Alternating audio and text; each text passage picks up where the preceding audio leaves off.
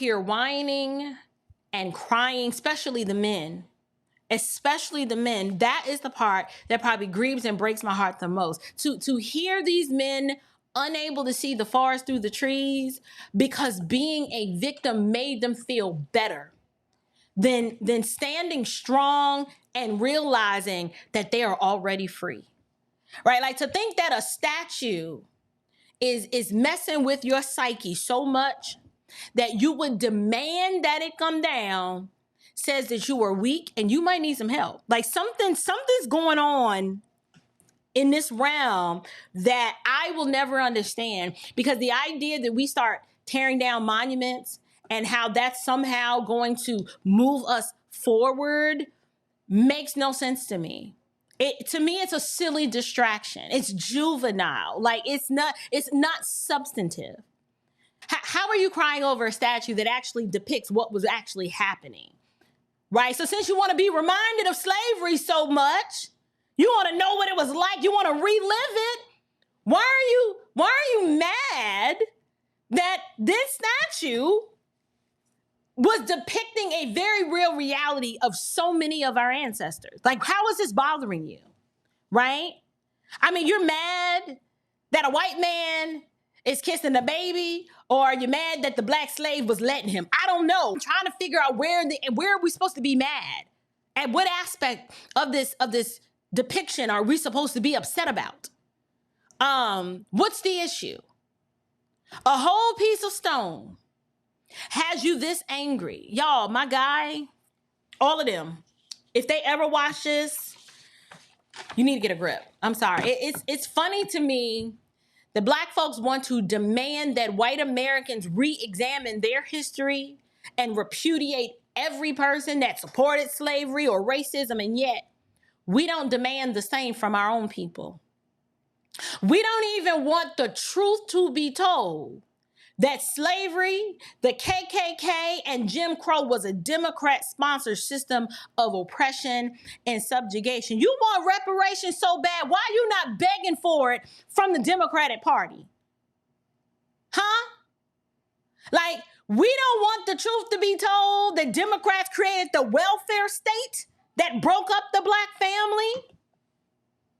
There are people out here that are literally kissing up to the party that are the very ones responsible for the living conditions that they claim trigger them so doggone much. What do I mean?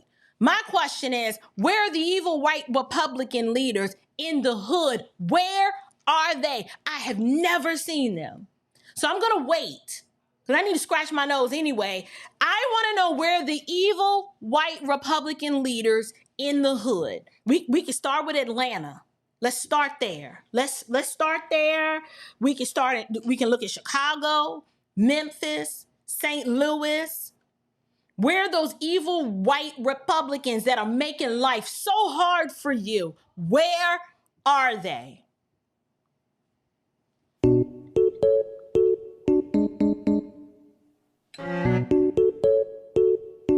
Anybody found them yet? Has anybody found them yet? Is this thing on? Anybody? Oh, okay. I didn't think we'd find them.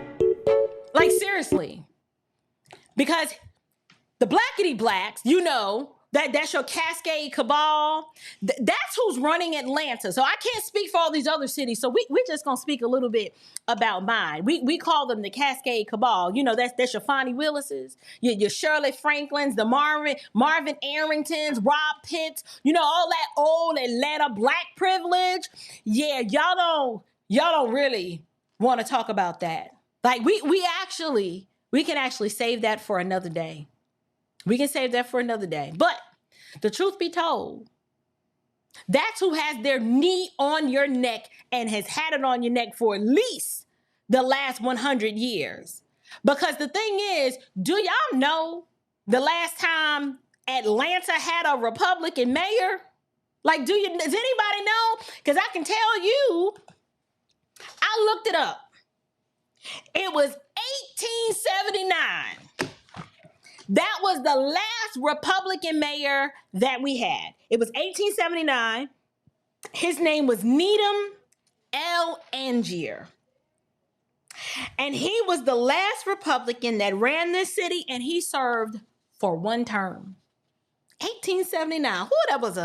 That was a mighty long time ago. Atlanta has been run, subjugated, and oppressed by Democrats ever since. Like, make this make sense for me.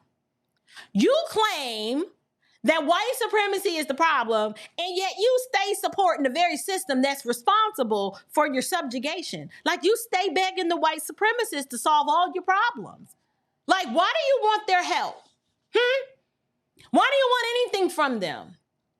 Why are you constantly seeking their acceptance, their approval, their affirmation? Like, if they are so bad, why do you keep demanding to go where they go and do what they do?